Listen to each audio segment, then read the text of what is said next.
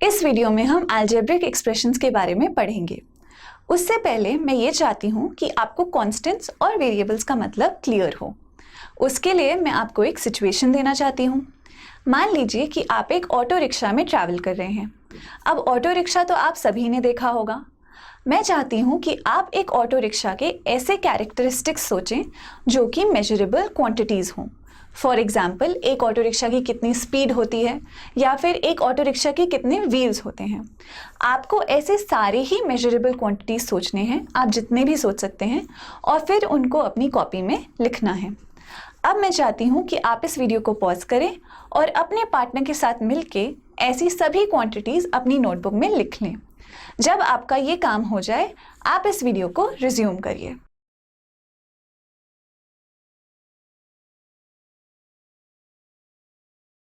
I hope आपने कुछ quantities अपनी नोटबुक्स में लिखी होंगी। मैंने भी यहाँ पे कुछ एग्जाम्पल्स लिखे हैं। For example, total fair for a journey, हमें पूरी जर्नी के बाद कितने पैसे पे करने पड़े। Time taken for a journey, हमें कितना समय लगा पहुंचने में। नंबर ऑफ ड्राइवर्स, ऑटो के अंदर कितने ड्राइवर्स हैं। नंबर ऑफ रेड लाइट्स, हमें पूरी जर्नी के टाइम कितनी रेड लाइट्स मिली। Distance travelled, number of wheels, speed of the auto rickshaw, और लास्ट में number of bolts in each wheel. That means auto के हर व्हील के अंदर कितने बोल्ट्स लगे हुए हैं। अब अगर आप इन क्वांटिटीज को देखेंगे तो आपको ये समझ आएगा कि कुछ क्वांटिटीज ऐसी हैं जो हमेशा ही सेम रहेंगी। फॉर एग्जाम्पल, अगर आप नंबर ऑफ ड्राइवर्स की बात करें तो हमको ये पता है कि एक ऑटो के अंदर एक ही ड्राइवर हो सकता है। जो इस तरह की क्वांटिटीज होती हैं उनको हम बोलते हैं कॉन्स्टेंट्स। फॉर एग्जाम्पल, यहाँ पे नंबर ऑफ ड्राइवर्स एक कांस्टेंट है और उसकी वैल्यू हमेशा 1 ही रहेगी। पर यहाँ पे कुछ क्वांटिटीज ऐसी भी हैं जो हमेशा चेंज होती रहेंगी। ऐसी क्वांटिटीज को हम वेरिएबल्स बोलते हैं।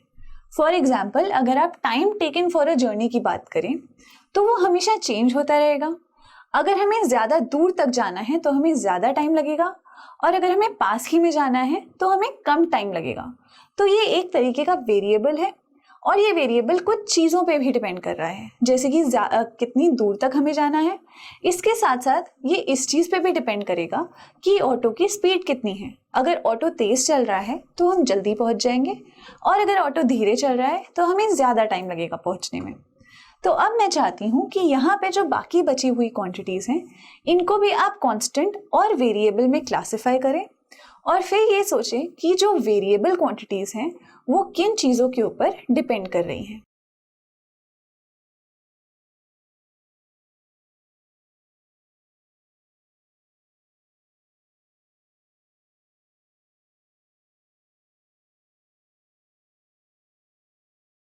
सबसे पहले हम देखते हैं total fair for a journey. Total fair for a journey obviously एक वेरिएबल है, क्योंकि ये डिपेंड करता है कि हमने कितना डिस्टेंस ट्रैवल किया। Time taken for a journey हम ऑलरेडी डिस्कस कर चुके हैं। ये एक वेरिएबल है और ये डिपेंड करता है कि हमें कितना डिस्टेंस ट्रैवल करना है और एट द सेम टाइम हम किस स्पीड पे चल रहे हैं। नंबर ऑफ ड्राइवर्स एक कांस्टेंट है, that is equal to 1। Number of red lights फिर से एक वेरिएबल है। ये डिपेंड करेगा कि हमने कौन सा रूट लिया है जर्नी में और उस रूट पे कितनी रेड लाइट्स आती हैं। अगला वाला था डिस्टेंस ट्रैवल्ड। ये भी हमेशा चेंज हो सकता है। ये डिपेंड करता है कि हमें कहाँ तक जाना है, और ये इस बात पे भी डिपेंड करता है कि हमने कौन सा रूट लिया। अगला वाला था number of wheels. Number of wheels clearly एक कांस्टेंट है, क्योंकि हर ऑटो के अंदर 3 ही व्हील्स हो सकते हैं। अगला वाला था speed of the auto rickshaw. Speed of the auto rickshaw again एक वेरिएबल है, और ये डिपेंड करेगा कि हमें रोड पे कितना ट्रैफिक मिल रहा है उस चीज़ के ऊपर।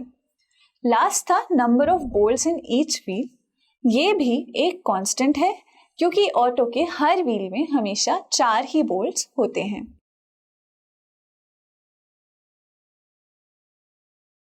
तो अब हम देखते हैं अलजेब्रिक एक्सप्रेशंस क्या होते हैं। अलजेब्रिक एक्सप्रेशन एक तरीके का मैथमेटिकल रिप्रेजेंटेशन होता है जिसके अंदर कांस्टेंट्स और वेरिएबल्स दोनों नजर आते हैं। हम एक बार फिर से अपने ऑटो रिक्शा वाले एग्जाम्पल पे चलते हैं। मान लीजिए हमें वहाँ पे अपने फेयर ऑफ द जर्नी को रिप्रेजेंट करना होता, और हमारा ऑटो रिक्शा कुछ इस किस्म का था कि उसमें हर किलोमीटर के लिए 12 रुपीज़ लगते थे।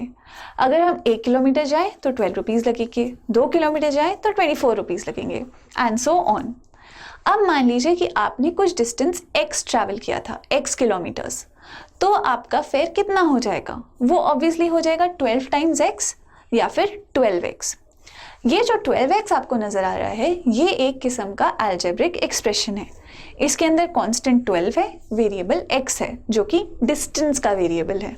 और ये एक्सप्रेशन किस चीज़ के लिए है? ये एक्सप्रेशन है फेयर ऑफ द जर्नी के लिए। ये तो हो गया एक तरह का ऑटो। मान लीजिए ऑटो का फेयर कुछ इस तरीके से कैलकुलेट होता।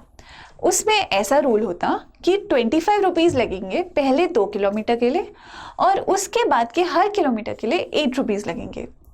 तो आपका एक्सप्रेशन क्या होगा? वो ऑब्वियसली 12x तो रहेगा नहीं, वो कुछ और हो जाएगा। अब आपका एक्सप्रेशन आप कैसे निकाल सकते हैं? वो होगा पहले 2 किलोमीटर के लिए 25 रुपीज़ तो लगेंगे ही, उसके बाद कितने किलोमीटर्स बचे? हमारे पास बचे x - 2 किलोमीटर्स जो हमने और भी ट्रैवल करे। इन x - 2 किलोमीटर्स के लिए क्या चार्ज लगेगा? वो होगा 8 रुपीज़। दैट मीन्स हमारा एक्सप्रेशन हो जाएगा 25 प्लस x - 2 इंटू 8। ये 25 पहले 2 किलोमीटर के लिए है, उसके बाद बचे हुए किलोमीटर्स 8 रुपीज़ से चार्ज होंगे। ये एक्सप्रेशन सिर्फ तभी वैलिड होगा अगर हमारा डिस्टेंस ट्रैवल्ड 2 किलोमीटर से ज़्यादा है। अगर डिस्टेंस ट्रैवल्ड 2 या 2 से कम किलोमीटर्स हो तो फिर हमें इस एक्सप्रेशन की कोई ज़रूरत नहीं है, फिर तो ऑटोमेटिकली हमारा चार्ज 25 रुपीज़ ही हो जाएगा। तो यहाँ पे आपने देखा कि कैसे हमारे पास अलग अलग तरह के अलजेब्रिक एक्सप्रेशंस आ सकते हैं। ऐसे और भी बहुत एक्सप्रेशंस होते हैं जिसके अंदर और कई सारे तरह के वेरिएबल्स और कॉन्स्टेंट्स हो सकते हैं। अब हम इनके बारे में थोड़ा और पढ़ते हैं।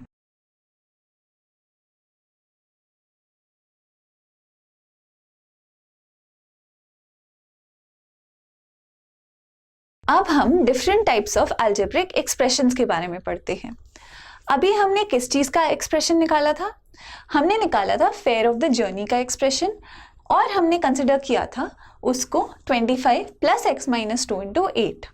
इसको अगर आप सॉल्व करेंगे तो आएगा 25 प्लस 8x - 16 या फिर 8x प्लस 9। यहाँ पे x हमारा डिस्टेंस है। इस पूरे एक्सप्रेशन में हमारे पास सिर्फ एक ही वेरिएबल है x। ऐसे एक्सप्रेशंस को हम बोलते हैं algebraic expressions in one variable. लेकिन कभी कभी हमारे ऐसे एक्सप्रेशंस भी हो सकते हैं जो एक से ज़्यादा वेरिएबल पर डिपेंड करें। फॉर एग्जाम्पल, अब अगर हम time taken for the journey की बात करें तो टाइम टेकन हमारा क्या होगा? वो होगा डिस्टेंस अपॉन स्पीड। यहाँ पे डिस्टेंस भी एक वेरिएबल है और स्पीड एक अलग वेरिएबल है। डिस्टेंस को हम x लिख सकते हैं और स्पीड को हम y लिख सकते हैं। तो इस वाले एक्सप्रेशन में आपको दिख रहा है कि ये एक नहीं बल्कि 2 वेरिएबल्स पे डिपेंड कर रहा है, x और y। इसी तरह से 2 से ज़्यादा भी वेरिएबल्स हो सकते हैं किसी अलजेब्रिक एक्सप्रेशन में। तो हमेशा अलजेब्रिक एक्सप्रेशन एक वेरिएबल में हो सकता है या फिर एक से ज़्यादा वेरिएबल में भी हो सकता है।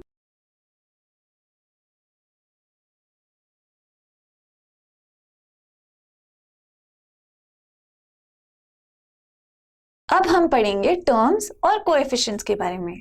सभी अलजेब्रिक एक्सप्रेशंस में कुछ टर्म्स होते हैं और उन टर्म्स के कोएफिशिएंट्स होते हैं। यहाँ पर मैंने एक अलजेब्रिक एक्सप्रेशन लिखा है x³ plus 9x² minus 4x plus 3। यहाँ पे आपको ये जो अलग अलग पार्ट्स नज़र आ रहे हैं ये इस एक्सप्रेशन के टर्म्स हैं। दैट इज x³ एक टर्म है, 9x² दूसरा, माइनस 4x तीसरा और 3 चौथा।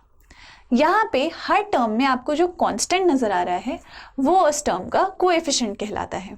इसका मतलब ये हुआ कि x³ का कोएफिशिएंट हो जाएगा 1, 9x² का कोएफिशिएंट हो जाएगा 9, माइनस 4x का कोएफिशिएंट हो जाएगा -4 और कांस्टेंट टर्म का कोएफिशिएंट सिंपली हो जाएगा 3। ये 3 एक्चुअली किसका कोएफिशिएंट है? ये है x⁻0 का कोएफिशिएंट। क्योंकि x टू द पावर 0 किसके बराबर होता है, वो होता है 1 के बराबर। तो हमेशा जो कांस्टेंट टर्म है उसको हम बोल सकते हैं कि वो x टू द पावर 0 या वेरिएबल टू द पावर 0 का कोएफिशिएंट है। एक और एग्जांपल देखते हैं, 11t to the power 4 minus 41 root T plus 6 ut square. यहाँ पे क्लियरली ये तीनों हमारे टर्म्स हैं और इनके कोएफिशिएंट्स क्या हैं, 11 माइनस 41 और 6।